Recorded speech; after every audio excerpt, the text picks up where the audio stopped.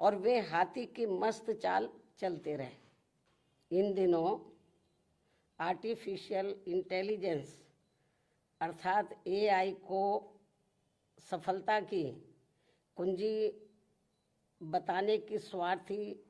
चर्चाओं के बीच अब मीडिया जगत में भी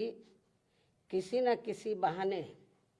बीएसपी के बारे में ये चर्चा है कि उत्तर प्रदेश में पार्टी विधानसभा का होने वाला अगला चुनाव गठबंधन में लड़ेगी। इसकी ये आम चर्चा है, जो विशुद्ध रूप से लोगों को गुमराह करने की नीयत वाला ये फेक न्यूज़ है। अर्थात ये बिल्कुल गलत, झूठ, हवाई में मनगढ़ंत खबर है तथा ऐसे में नेताओं के साथ साथ मीडिया को भी इस प्रकार की कटी पतंग जैसी उड़ान भर के अपना मजाक खुद उड़ाने से जरूर बचना चाहिए। जबकि इसके बारे में अर्थात अकेले अपने बलबूते पर चुनाव लड़ने के बारे में बीएसपी की राष्ट्रीय अध्यक्ष द्वारा मेरे द्वारा खुद एक बार नहीं बल्कि कई बार सार्वजनिक तौर पर तथा खास तौर से दिनांक 9 अक्टूबर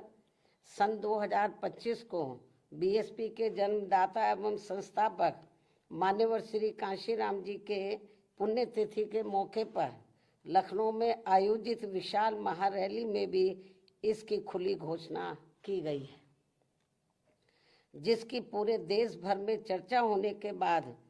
अब ऐसी किसी भी चर्चा व बहस आदि की कोई संभावना नहीं बची है। लेकिन फिर भी कुछ लोग और कुछ मीडिया भी इनकी घिनौनी साजिश में पड़कर इस प्रकार की फर्जी उड़ान भरकर अपना समय और इमेज दोनों बर्बाद करते हैं, तो इसे फिर बीएसपी विरोधी हथकंडा ही माना जाएगा, जिस पर लोगों को ध्यान देने की बिल्कुल भी जरूरत नहीं है। ये जो उल्टी पुल्टी गलत जो खबरें देते रहते हैं अलायंस को लेकर, तो इस पर लोगों को ध्यान देने की बिल्कुल भी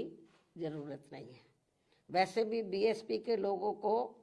ये अच्छी तरह से मालूम है कि कांग्रेस, सपा व भाजपा आदि इन पार्टियों की सोच संकीर्ण व परम पूज्य बाबा साहब डॉक्टर भीमराव अम्बेडकर विरोधी होने के कारण इनका अम्बेडकरवादी बीएसपी से गठबंधन करने की नीति केवल इनके वोटों का राजनीतिक व चुनावी स्वार्थ है तथा इनसे गठबंधन करने से बीएसपी को केवल नुकसान ही नुकसान होता है, फायदा नहीं। और इसलिए बीएसपी के लोग अपने 2027 के मिशन में अकेले ही पूरे जी जान से लगे हुए हैं,